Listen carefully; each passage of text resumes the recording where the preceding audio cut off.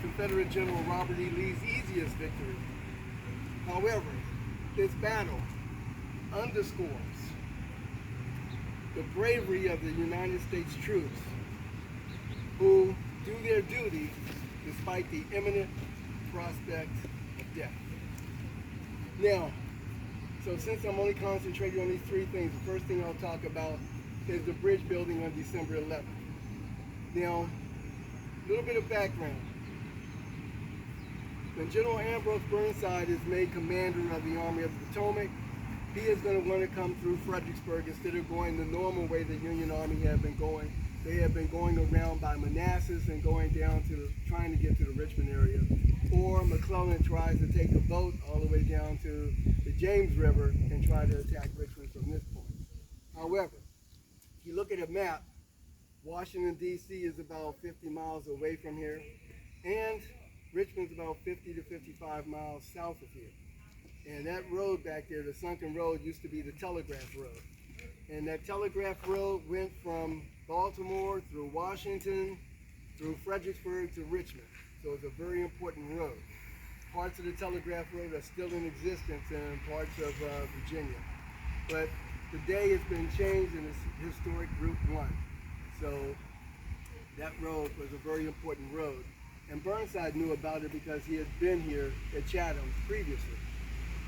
And on December 11th, after taking so long to get the pontoon bridges here, they should have been here November 17th. They don't arrive till November 27th.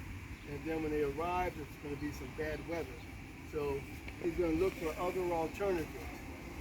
Goes along the Rappahannock River. He looks down at Port Royal, Virginia, some 20 miles southeast of here. And at that point, it's going to be December because of all the bad weather. And now Stonewall Jackson is here. By November 19th, you're going to have the whole Union Army over here, the Army of the Potomac. But unbeknownst to Burnside on the 19th, General Longstreet's First Corps is going to be here as well. So, they're going to have the high ground. Robert E. Lee didn't want to fight here because he has no offensive capability at all here. He has to rely on the Union Army attacking him. So when he's notified by Barksdale's Mississippi Brigade of the bridge building, he says, wait until it's light and I want you to delay them. So what happens is these men are going to come out here on the bridge, and when it gets light enough, the Mississippi Brigade is going to fire on them. Those men are going to start falling down dead or wounded in the water, the bridge, and on the shore. The Union Army is going to open fire. You know, they have rifle muskets, and the average soldier can fire effectively over 300 yards. Well, this river is only 135 yards at this point. But also the Union artillery is going to open up and they're going to bombard the city. And after a couple of hours of the bombardment, they don't know if these men are gone or not. But those bridge builders, and these are the engineers, they're not armed soldiers. Now the engineers here, they've been working on the railroads and they have been working on these bridges, these pontoon bridges. So, when they come back out there, those Confederates are going to start firing on them again. And they're going to fall back and the Union artillery is going to open up again until General Henry Hunt, who is going to be the chief of Union artillery or commanding general of it, he is going to go to General Burnside and says that my guns can't drive them out of here. It's time for us to try something experimental. We're going to have to put those soldiers in those boats, row them across the river, and have them attack. Well, that hadn't been done before in U.S. military history, so this is going to be the first time the Army is going to come across an assault and get a bridgehead. So this is going to be their first assault, river assault under fire. Well, Burnside didn't automatically approve it at the time. He says, I want you to get volunteers. So, good luck with that. General Volunteers? Hunt is going to go right past the Lacey House, he calls it. That's what Chatham is, one of the Lacey houses. When Brigade Commander Norman Hall was lounging in the grass behind the Lacey House, when General Hunt was looking for volunteers, Hall immediately volunteered his brigade.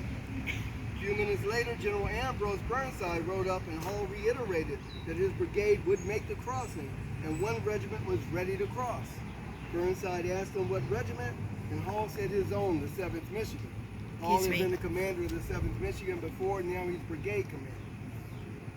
Well, Burnside still hesitated to give the order, telling Hall the effort meant death to most of those who should undertake that voyage. At the same time, he conceded that if any should cross under the conditions, it would be one of the greatest military feats.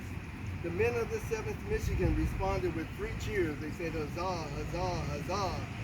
Hall turned to Burnside and affirmed, "My soldiers are ready to cross the river and drive out the Confederates." Wow. So, those men are going to get in the boats and they're going to be rowed across the river. And when they're rowed, then the Confederates are going to open fire on them. Now we're going to have a witness up here. The Irish Brigade, all the soldiers up here are looking down at what's happening here. And Private William McCarter, a member of the Irish Brigade, watching from Stafford Heights, recalled, "Hundreds of my comrades and I on the hilltops looked down on those brave fellows on the river, tugging and fighting with death itself. An oarsman would be seen relinquishing his oar and falling down dead or wounded in the bottom of his boat or overboard in the river. Then another would drop, but not a few of their partners with rifles were suffering a similar fate by their side. I think this was sad. It may have been the saddest sight during my life in the army. The scene forced tears from many of my comrades and me who were eyewitnesses to it." So, these men are being shot, but something happens. When they get to the middle of the river, this bank is so high that the Confederates can't shoot them. They reform on the banks and they take Sophia Street away from the Confederates. Now, the 20th Massachusetts and the 19th Massachusetts are still part of that brigade. They're over here. And now, the 20th Mass have been promised that they would be the first to see action. Well, now, the 7th Michigan is first. The 19th Massachusetts and the 20th are supposed to wait for the pontoon bridges to be built. But the 19th Mass just rush into these boats and they get rowed across the river and they form on this side. And the 20th Mass says, wow, they're going too, so we're going to do the same thing. So the 19th and the 20th Massachusetts come here while the 7th Michigan holds Sophia Street. It's going to be the first city fighting during the Civil War. Now they're going to be street fighting. Nobody knows street fighting. It's not taught in the military. So they're going to make it up as they go. The Union Army is going to be in large columns at first, and then they're going to be picked off one by one. So they're going to break up in smaller groups, and they're going to go house to house. It's going to take all day, and Barksdale has brought General Lee a full day, because when the Union Army finally take this, it's nightfall, and the Confederates here, the Mississippians, are ordered to come back behind the heights. Now, Union Army is not going to do anything the next day. And they're going to stay here December 12th, but they're going to ransack the city. They're going to ruin everything there. And Oh my God. they don't bring any more soldiers to attack. Now, the reason why that's important is because Stonewall Jackson's been away down at Port Royal and Skinker's Neck. They have to bring their men up here. Some of the men are here December 12th, but the rest of the men are going to be here December 13th. Also on December 12th, Burnside is going to meet with General Franklin. Franklin wants his left Grand Division to attack Prospect Hill. He wants the center Grand Division to back them up to make sure they still have enough time to cross the river if they have been repelled. Well, Burnside doesn't give that order right there. Goes all the way back up here to the Phillips house. He has to deal with a lot of paperwork. But Franklin wants to have a dawn assault. Hadn't heard anything by 6 a.m., so he telegraphs Burnside about the orders. And Burnside says, I'll give you the orders when they're ready. And instead of telegraphing the orders, he sends a courier. Now the orders are going to say, attack with one division. Keep it supported with a division at least, and keep the rest of your men ready to go down the Stagecoach Road to Richmond. Well, that road is this road down here. And in all four of our battles, the Union Army has bad maps. Burnside's map shows that this road goes like this and cuts back this way. But the real road goes straight away. So, they picked George Gordon Meade's division, less than 5,000 men. They keep it supported with John Gibbon's division, less than 5,000 men. They have less than 10,000 men going to attack Prospect Hill that has 38,000 of Jackson's men. They're going to keep another 50,000 men down here. And they're supposed to wait there. Well, that order doesn't even get to him until like 7:30, almost 8 o'clock. So dawn assault is out of the question. He gets his men lined up. Now Major Pelham over here is going to start firing artillery. These men are going to have to hold off. Artillery responds. They're going to take the first corps and put the Iron Brigade over here, and they're going to stop this action about an hour later. So now, about 10 o'clock, these men are going to start moving, and now the artillery here is going to start opening fire. Again, these men are going to lay down in this field, and this field is the Slaughter Pen Farm. American Battlefield Trust owns that, but it abuts right up to our property right in here. But since this private property was a farm, it's not in our region. You know, when Congress puts it in our region, then the American Battlefield Trust can give that land to us. That's what they want to do, but they'll have to wait for Congress to put it in our region. Don't hold your breath. Yeah. Well, we just gave 7,000 acres last year back to Petersburg. Oh. But they can't buy it. Somebody's already bought some of that land, so we're not going to have it. So, may not, but we may get it. Well, at least the American Battlefield Trust has it, and they can still preserve it. But anyway, at this point, the Union Army starts moving again. Confederates open fire again, but there's a 600-yard gap right in here. There's a swamp. And Lee had looked at it. How'd you see it? Jackson had looked at it. A.P. Hill's division is right here. A.P. Hill has looked at it. They're going to put some pickets from Archer's brigade right in front of it. And Maxie Gregg, South Carolina's brigade is going to be right behind it. Now, Maxie Gregg has had a problem with friendly fire before, so they said, you make sure you don't open fire on Archer's brigade. So Meade's men, they have fire there, but they don't have fire when they come to this 600-yard gap. And when they come to this gap, Archer's brigade, instead of warning Maxie Gregg, they go up the railroad track. So when these men go through that muddy swamp and they come up with these muddy men, Maxie Gregg is going to say, hold your fire. And then when he realizes that they're Union soldiers, then it's too late. Maxie Gregg is going to be shot in the spine, he's going to be mortally wounded, and he's going to die. But the Union Army is going to break through and spread out in both directions. John Gibbon over here breaks across the railroad track. But now all that fighting is taking out some of the angst in this army. They're going to need some more help. General Birney is right here. Birney is from the Center Grand Division.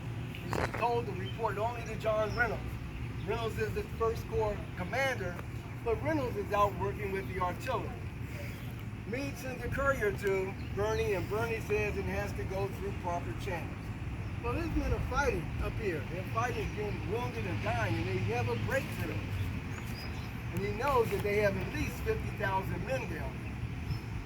Well, he sends a higher ranking courier.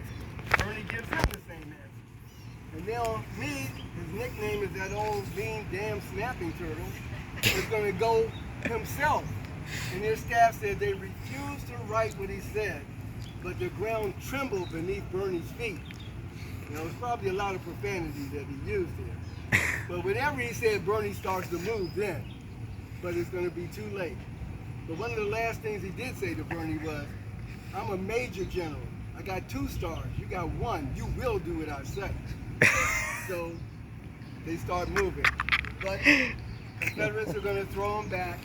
And the Confederates are going to attack, and the Union Army is going to stop them. But now, while Burnside still thought he made a major attack, because if the men are situated like this, he still has 60,000 men that could attack you. However, since they're situated like that, he only has those 10,000 men. And what little men Bernie had, because Bernie's men had been already separated to 9 the batteries that they had here. So, all the fighting here is going to equal 9,000 casualties, but it's 4,000 Confederate, 5,000 Union. So that's barely even right there. And most of the time you never hear about this part of the battlefield. You only hear about Marie's Heights, the Stone Wall, and the Sunken Road. Even in Gods and Generals, which we used to call Gods and Jackson because it's mainly about Jackson, but they never showed Jackson down here at Prospect Hill because his line was the only part of Lee's line broken for that whole battle. Now, the fighting up here. Well, right up there is going to be Thomas Cogg's brigade, the Georgians. It's going to be about 1,500 Georgians, and he had just taken over that brigade. His brother had been in charge of that brigade, but he had won a seat in Congress, and he's now going to Congress. Well, Lee and Longstreet are over there at Telegraph Hill, which was renamed Lee Hill, and Lee's soldiers had cleared all of the trees from that area. And Lee's Hill is about now 30 feet, 40 feet higher than Marie's Heights. But Lee had a commanding view. He could see what's going on down here, and he can also see what's going on up here.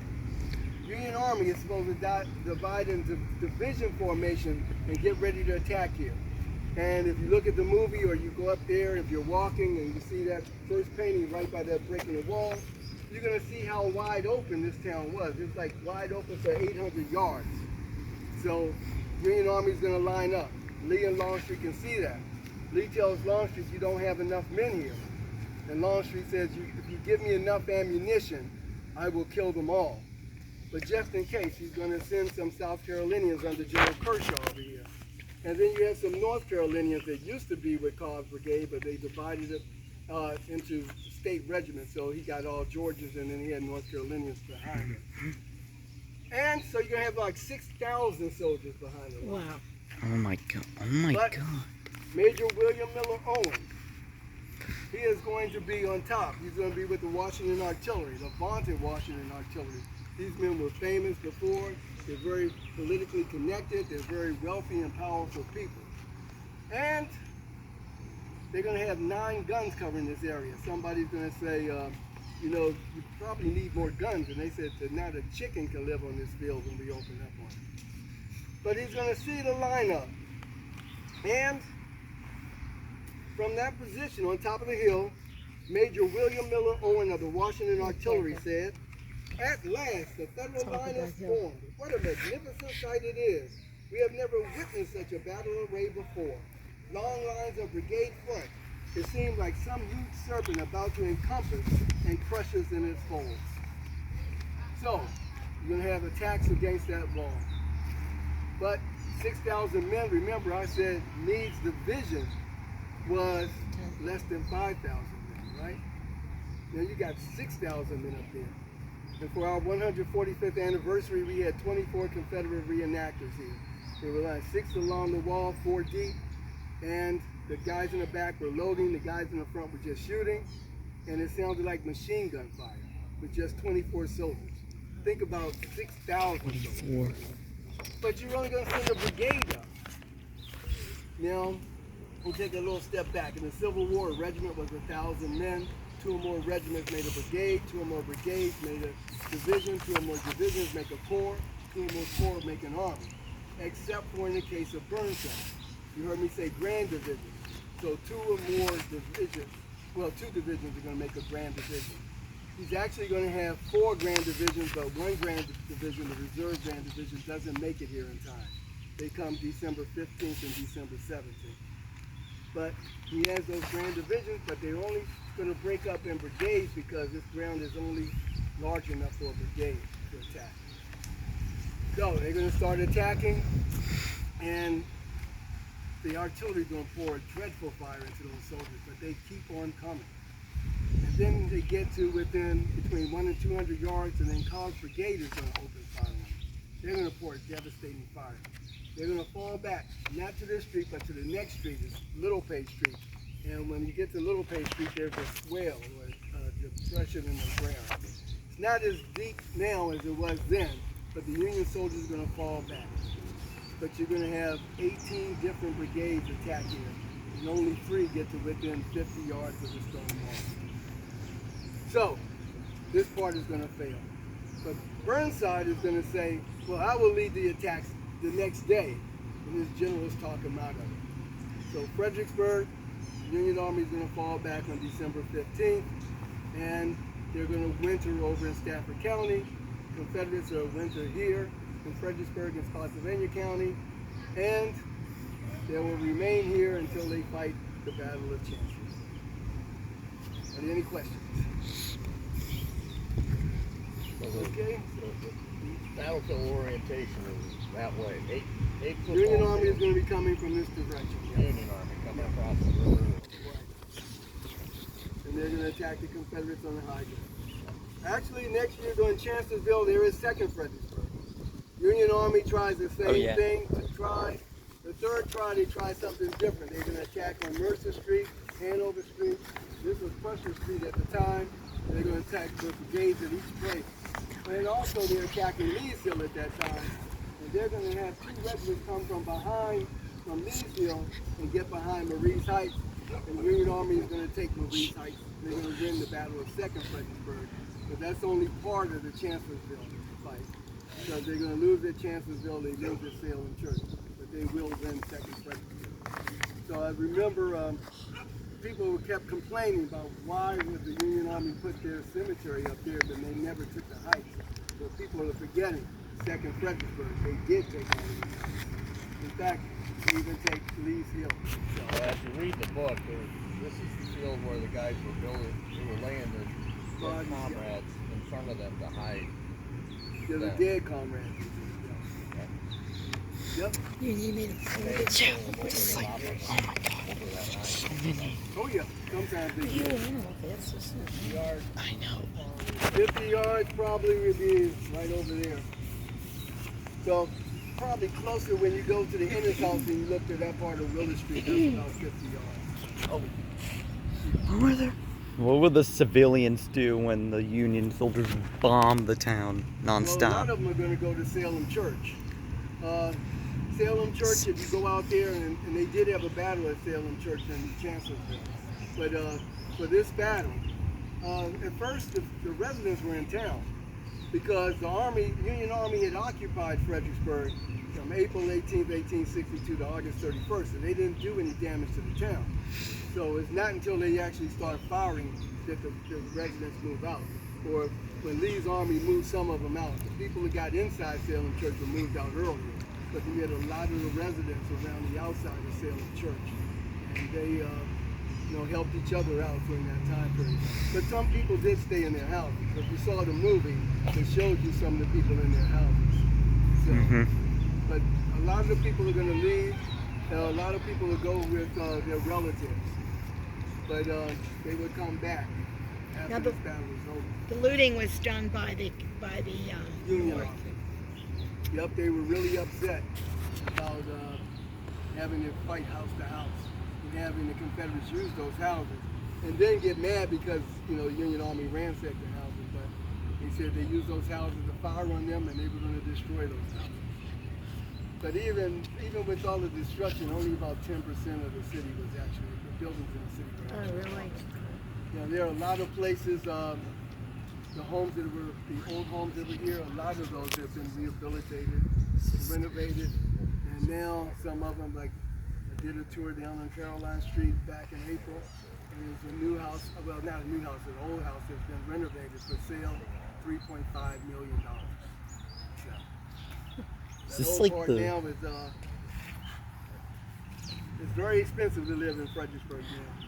Even the new condos are like $2 million. Oh my God. It's a bedroom community of Washington, D.C. As I was gonna say, is that who the inhabitants? Oh, yeah. They come down here. Oh, yeah. I know Spotsylvania turned out to be like that. Well, Spotsylvania is now. I mean, now the houses down there $400,000 or $500,000, Yeah, yeah. $600,000. Okay, quite well. But how did Well, I is this- appreciate your time, Okay, especially in this weather. Oh yeah. You guys are really awesome. I mean, you know all the facts and everything. You really do a great job. We were at Gettysburg last summer. Oh yeah, Gettysburg. Yeah, that's still my favorite battlefield. I mean, I just can't Mhm. imagine all the stuff that you know off by heart. Well, I've been here now 20 years, but I was a Civil War buff ever since I was in fourth Were you? grade. See, you could do this kind of work. Yeah. And my father took me to this battlefield when I was 6 years old. So, then I went to Gettysburg when I was 8 or 9. So, yeah, I've always loved Civil No, War. we're gonna. He wants Did- to go to Manassas. Is there as much to see down there? Well, the Manassas, if you go there were 2 battles here. Yeah. Now, there's First 4 and second battles battle. here, but they're- Manassas. First and second battles. Yeah. Well, first and second Bull Run. So Yeah, that's Bull the Run, battlefield. whatever you wanna call it. But it's just mostly fields, right? Oh, it's a lot of field. They have some buildings too. So, Okay. you know, they have a Memorials? museum, Okay. visitor center, and they have a couple of other buildings. Okay. Were Then they- we're gonna go to Antietam on Wednesday morning. Yeah. But It's were from the Pittsburgh, Union? So I thought we'd head up then that way. Oh yeah, That that's a makes better sense. way to because 95. In the I summertime, hate it. yes. And Were we they- were held There's up. only 2 roads you can go through here to go straight to DC. Yeah, 95 is. And Route 1. And Yeah, Route 1 has a lot of lights, and they built up so many housing places now. I mean, Well, that Route 1, that goes right down to Florida. That's the oh, route yeah, that goes all the way down. Yeah. Mhm. My uncle was killed on Route 1. Oh wow. Yeah. Decapitated. But how does Car accident? were Oh, the yeah, Union there's some bad car soldiers? accidents, yeah. 95 are even worse than Route 1. Well, plus, you know, is that still the drug running? Is that still the drug runners' roadway? Well, if there are, they probably still use 95 because That's what I mean. It used to be. I know they used to. Well, it say used to that. be in the 70s and 80s, that was yeah. where all the drugs came. Yeah, and then we came down from. I went around the Beltway. Okay. My God, yesterday was a Sunday, but it was just Oh, yeah. horrible. Because Sunday Horrible. you have the people who live in Washington and they are going, To the beach. no, they're going from the beach back up Back there. up. And then from people in Washington who were there vacationing, they're coming back Oh, down. it was here. just for a Sunday, and I've driven down here before. Mhm. That was the worst trip on 95 Oh, yeah. and 70 that I've ever But had. it's like that every weekend. And I want to live down here, and no. When the Union soldiers, when the divisions tried again and again to break the Confederate line, Mhm. were they like trapped underneath the Confederate bullets?